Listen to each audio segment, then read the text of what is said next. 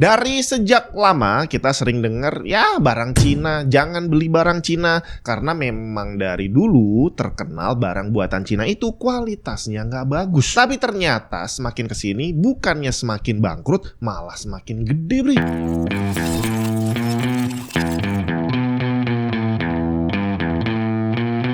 Cina, kata-kata Cina ini bukan kata-kata yang tabu ya bre. Jadi di Indonesia dirubah jadi Tionghoa, itu ada sejarahnya, nggak akan dibahas di sini. Tapi yang pasti Cina, Chinese itu bukan kata-kata tabu karena secara resmi nama negaranya adalah Cina. Dan orang-orang Cina menyatakan, bukan menyatakan sih, disebut dengan nama Chinese. Di seluruh dunia disebut seperti itu. Jadi mau bilang Cina, mau bilang Chinese itu bukan sesuatu yang buruk, oke? Nah, Cina sendiri selama ini kita kenal sebagai produsen banyak barang, tapi tidak sedikit, bahkan hampir semua kali ya yang kita dengar bahwa produk Cina itu kualitasnya nggak bagus. Bahkan ada lagi besi buatan Cina disebut namanya Chinesium karena ternyata bisa ditekuk pakai tangan gitu kan. Dan itu adalah satu kenyataan. Nah, cuma ternyata sejauh ini berjalan barang-barang Cina yang dibilang nggak bagus itu bukannya semakin bangkrut, malah semakin besar. Bahkan sekarang ini mau barang sekecil apapun, seremeh apapun, sampai segede dan secanggih apapun, sebagian besar dibuat di Cina dong. Dan ini pelan-pelan membawa Cina menjadi sebuah negara superpower. Saking supernya sampai-sampai Amerika Serikat yang kita kenal sebagai superhero-nya dunia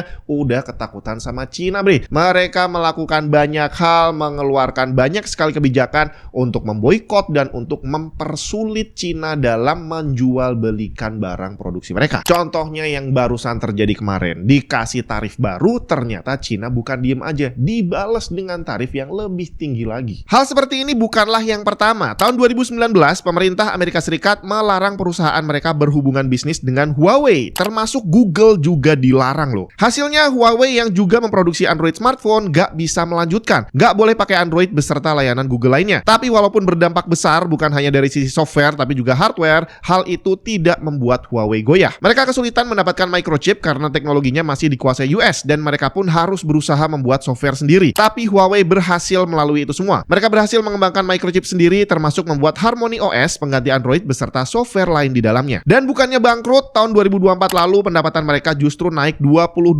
mencapai 860 miliar yuan dan ini adalah peningkatan tercepat sejak 2016. Dan itu baru satu contoh bahwa Cina semakin diblokir malah semakin gede, bre. Kalau saya ingat zaman dulu saya masih kecil, ya itu udah mulai muncul slogan-slogan jangan beli barang Cina, aduh barang buatan Cina dan sejenisnya. Sampai akhirnya tertanam di pikiran saya bahwa barang buatan Cina itu kualitasnya jelek banget. Jadi daripada beli barang Cina mendingan beli barang buatan Indonesia. Bahkan saat itu sempat ada slogan cintailah produk-produk Indonesia. halo kok. Saat ini produsen dari segala macam jenis produk itu mulai terancam dengan produk buatan Cina. Dari barang-barang kecil macam pulpen, penggaris, sampai barang teknologi seperti HP, laptop, bahkan otomotif, motor Cina, mobil listrik, sampai teknologi canggih seperti AI, DeepSeek, Cina bisa buat, bre. Dan harganya lebih murah dibandingkan barang lain yang ada di seluruh dunia. Jadi bukan hanya bisa bikin, mereka juga bisa jual dengan harga yang jauh lebih murah. Kok bisa? Selama ini kita akan berpikir bahwa ya iyalah lebih murah karena kualitasnya pasti lebih jelek. Tapi apa iya memang seperti itu? Rumus dasar ada harga ada kualitas memang sulit untuk dilawan gitu ya. Jadi kalau ada barang yang harganya murah banget, ya kemungkinan besar kualitasnya juga nggak bisa terlalu bagus. Tapi ini ternyata udah nggak relevan lagi. Karena begitu kita dihadapkan pada dua barang yang kelihatan sama, yang satu oke, dia pakai bahan-bahan yang kualitasnya bagus gitu ya, tapi harganya mahal. Yang satunya lagi dia kualitas mungkin kelas 2, kelas 3 dan harganya bisa jadi jauh lebih murah.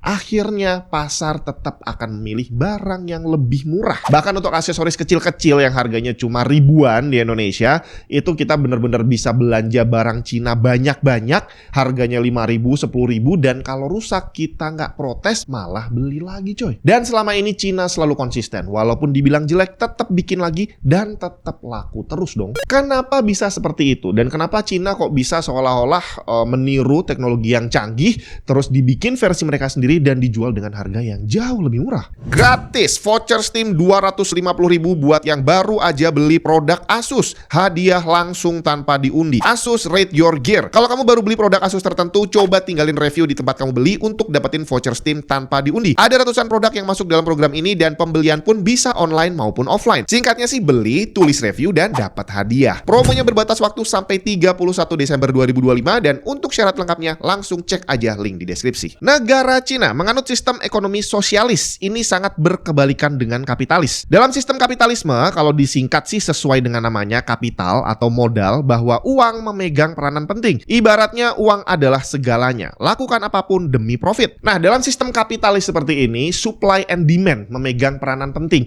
Bahwa kalau permintaannya banyak, harganya akan semakin mahal. Dan semakin sedikit orang yang berminat, harganya akan semakin jatuh. Selain itu, ada satu rumus lagi bahwa semakin langka sebuah barang, semakin sedikit stoknya, harganya akan bisa menjadi mahal sekali. Hal ini terdengar wajar sampai akhirnya sistem ini dipermainkan, bre. Dibuatlah satu kondisi seolah-olah satu barang itu langka agar harganya bisa dinaikin semaunya. Praktek ini disebut dengan nama artificial scarcity, kelangkaan buatan. Salah satu contohnya nih, kalau kita bicara di ranah hardware, RTX 5060 misalkan, harga jualnya normalnya 6 jutaan. Tapi ternyata ada satu pabrikan yang membuat limited edition RTX 5060 dengan spek yang sama semuanya, tapi dibikin versi Spider-Man misalkan. Dan akhirnya harganya bisa dijual jadi 8 juta atau 9 juta dari yang harusnya hanya 6 juta rupiah. Atau bisa juga pabrik membuat barang yang cepat obsolete. Jadi mereka ngeluarin produk, habis itu tahun depan ngeluarin versi barunya, di mana versi yang lama udah langsung kelihatan ketinggalan zaman.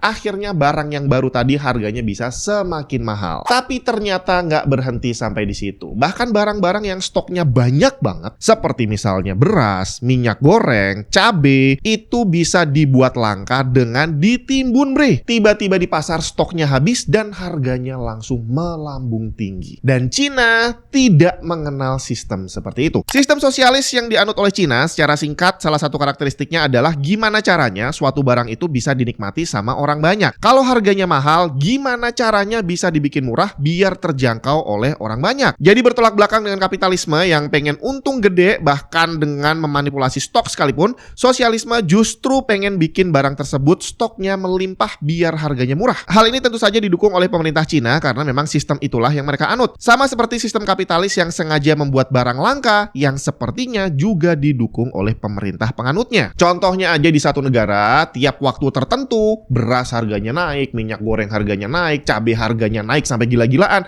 dan pemerintahnya nggak bisa melakukan apapun. Apa memang tidak bisa diatasi atau memang mendukung? Tapi gimana dengan barang teknologi? Dia bukan seperti beras, bukan seperti pulpen yang bisa diproduksi oleh semua orang gitu ya. Barang teknologi itu cara bikinnya susah banget. Jadi dari ide, desain, sampai cara bikinnya itu dikuasai oleh orang-orang barat. Nah, gimana ceritanya Cina yang sebenarnya nggak punya akses ke sana awalnya, kok bisa jadi bersaing dengan raksasa teknologi dari barat? Salah satu kunci yang awal dulu mereka terapkan adalah mereka mau dibayar murah. Akhirnya banyak sekali pabrikan, apapun barangnya, langsung berlomba-lomba memproduksi di Cina karena biaya produksinya murah banget, bre. Dari yang non-teknologi macam kacamata buatan Amerika Serikat, Oakley misalkan, yang dari sejak awal berlabel Made in USA, tapi sejak tahun 2007 mereka dibuat di Cina. Tentu saja harganya secara resmi di pasaran nggak turun karena barangnya dan brandnya masih milik Amerika Serikat. Jadi di sini Oakley dapat untung berlipat ganda. Harganya tetap mahal tapi biaya produksinya jadi jauh lebih murah karena dipindah ke Cina. Hal yang sama terjadi di bidang teknologi. Barang-barang canggih, HP, laptop, PC, semuanya dibuat di Cina. Tapi karena bikinnya rumit, nggak bisa diserahkan ke satu pabrik aja. GPU RTX series contohnya, chip utamanya dibuat di Taiwan, TSMC. Chip lainnya seperti memori ada yang dibuat di Samsung, Korea Selatan. Perakitannya sendiri bisa dibuat di banyak tempat. Ada yang di Cina, Taiwan, Malaysia, tapi sayangnya belum ada di Indonesia. Nah, Cina yang tadinya hanya disuruh ngerakit doang, mereka nggak dikasih tahu rahasianya bagaimana cara bikinnya sampai bisa seperti itu, ya lama-lama mereka bisa apal. Oh, ini digabungin A, B, C, D, E, akhirnya bisa jadi sebuah GPU misalkan. Jadi walaupun nggak tahu formula rahasianya, mereka kurang lebih udah punya gambaran gimana cara bikinnya. Hampir mirip seperti orang bikin nasi goreng. Awalnya kita cuma diajari bahwa kalau bikin nasi goreng enak, kecapnya harus sekian, garamnya sekian, terus micinnya sekian, terus udah jadi. Kalau kita udah terbiasa, akhirnya tanpa diberi instruksi kita udah bisa bikin nasi goreng dengan standar seperti itu. Walaupun kita nggak ngerti konsepnya, micinnya buat apa, garamnya buat apa, kecapnya buat apa, kita nggak perlu tahu. Yang penting kita tahu bahwa kombinasinya seperti itu dan jadinya pasti seperti ini. Tapi tentu saja dalam dunia teknologi tidak sesimpel itu. Ada satu hal lagi yang namanya reverse engineering. Jadi orang-orang Cina ya juga nggak bodoh bre. Jadi mereka bukannya terus nurut-nurut aja disuruh bikin. Enggak. Ada orang-orang tertentu yang memang dikasih tugas untuk mencari apa rahasianya.